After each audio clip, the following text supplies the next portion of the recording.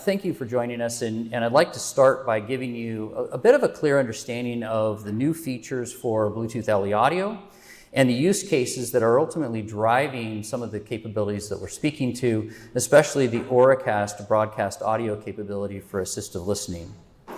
But I'd like to start first by just quickly giving you an overview of the Bluetooth Special Interest Group, because while many people know Bluetooth technology, not many people know that there's an organization that is behind that technology on behalf of all the companies that implement it into their products.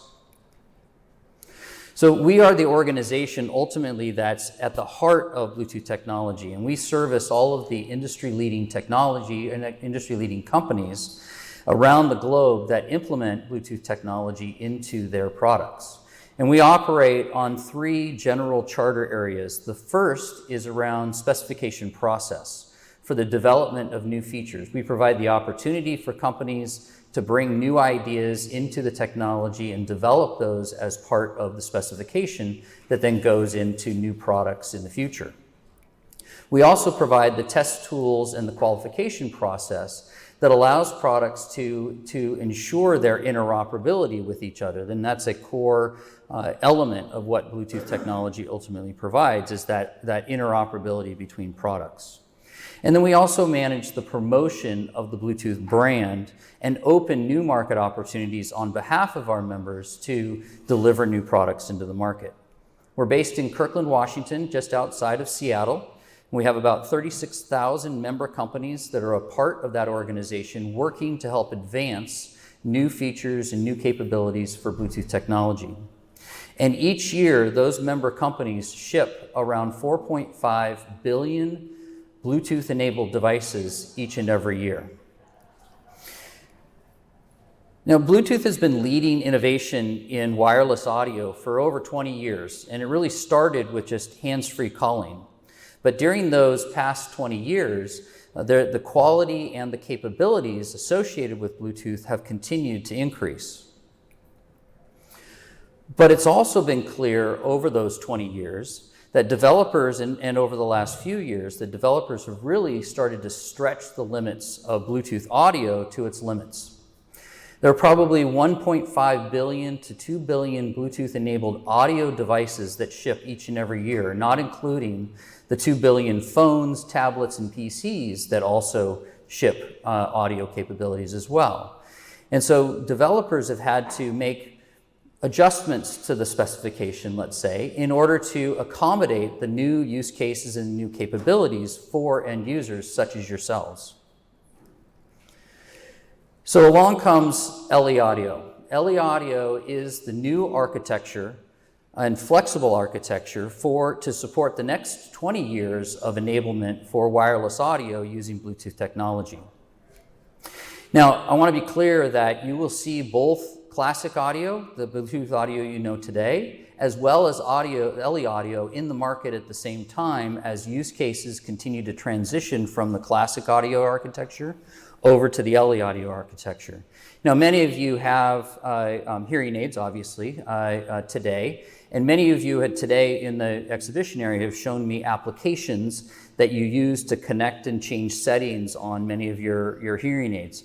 The reality is that your hearing aid actually already has the LE radio in it, and LE audio is an architecture that will sit on top of that LE radio for the future.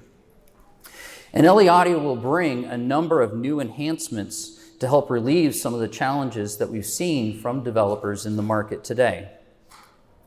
And there's four key enhancements that, aside from all of the original use cases, there's four key enhancements to the LE audio release.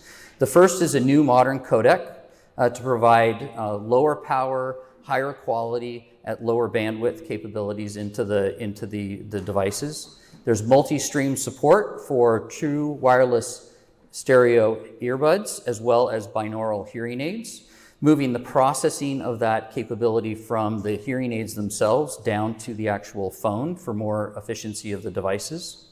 There'll be new standardization for hearing aids that will be part of the LE audio specification. And there's also Auracast broadcast audio. And we're very excited about these new capabilities, especially in the areas of enhanced listening experiences and supporting the next generation of assistive listening technologies and systems for the future. So I'd like to briefly just lean in a little bit on both the support for standardized hearing aids as well as Auracast broadcast audio. Now, regarding standardization of hearing aids, quite frankly, it's actually the hearing aid community that came to the Bluetooth Special Interest Group in the very beginning and approached the Bluetooth SIG several years ago to standardize Bluetooth audio for hearing aids. Now, the biggest challenge that was happening in the market at the time was that there was no real specific adopted Bluetooth specification for hearing aids. And what that meant is that different hearing aid companies and suppliers had to develop proprietary extensions onto the technology. And then you have Apple with MFI and you have Google with Asha, all trying to make it better for the user, but also making it more difficult for us to manage a true global interoperable standard for hearing aids. And this challenge was something that we needed to overcome. Now, the LE audio specification is meant to change this. Right? Standardization, and there will be a very specific standardized profile for hearing aids. And standardization will provide better performance and better interoperability for your hearing aids, as well as utilize the low energy radio, the new modern codec, and the multi-stream support for those binaural hearing aids. And standardization should ultimately deliver more selection, better choice, and increased accessibility for people with hearing loss. Now, with regards to increased accessibility, as I mentioned before, we're excited about the capabilities of broadcast, where you have new assistive listening experiences that might be available for everyone and supporting those next generation of assistive listening systems in the future. Now, if you ask me, what will Auracast broadcast audio deliver to the market? Auracast is really set to deliver compelling new audio experiences direct to your hearing device that enhance the way that you can engage with others as well as with the world around you. And while there might be many ways to actually refer to and see Auracast in the market and how it'll be used in the market, the simplest way to explain this is through a few use cases that we've thought about sort of internally. The first is share your audio. And this is where you are sharing your audio experience with others around you. In this case, smartphones, tablets, laptops will allow you to share an audio experience and a video experience and listen to music and watch videos together via the broadcast that comes from the phone to multiple people. The second is an area around Hear Your Best, where you can improve your listening experience at a location. Overcoming loud, ambient noise can be a real challenge in public spaces for everyone, and this is especially true for people with hearing loss. And so Auracast broadcast audio enables direct audio listening to public address systems and other transmitters to help you hear your best through your listening device and promote better living through better hearing capabilities. And the third area is around unmuting your world. In waiting rooms, restaurants, bars, gyms, and so on, silent TVs are actually everywhere. And simply stated, Auracast broadcast audio allows you to join an audio broadcast of that program rather than just watching the television in silence to create a more complete watching experience. And I want to be clear that this is about one-to-many. So today, your relationship between Bluetooth is more about the one device with your phone. And what Auracast broadcast audio is a one-to-many relationship. One transmitter transmitting to everyone in this room able to hear the audio clearly. So that next example is a very clear example of this kind of thing, a more traditional assistive listening system in a conference room like this. One of the challenges in an environment like this is that as the room configuration changes, the configuration of the loop system changes as well. But deploying an RF system like Auracast broadcast audio can be simple and easy to configure to any changes that are in the environment. it can actually become a permanent fixture in a location like this, not just a temporary one taped to the floor. Essentially, you can affix a transmitter similar to the way that you might see a wireless access point for Wi-Fi. You can have an audio access point that plugs into the audio source and transmits the audio over Auracast broadcast audio. And because it also supports multiple channels and multiple broadcasts, you can also improve the overall experience through either higher quality audio or potentially multi-language support in environments where you may have a translation service as well.